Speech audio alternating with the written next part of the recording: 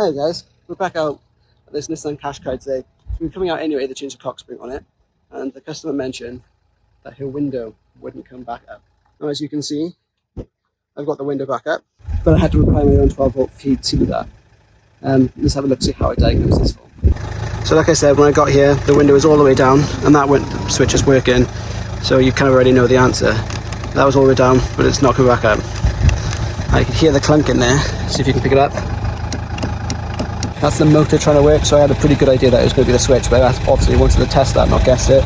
So what did I do? I got my high amp test light out. I very quickly got E3 Technical up to see what I wanted. And there's this grey wire and this brown wire here that goes from the switch here to the driver's side motor. So just for those of you who don't know how the system works, so there's two wires going from the switch to the motor.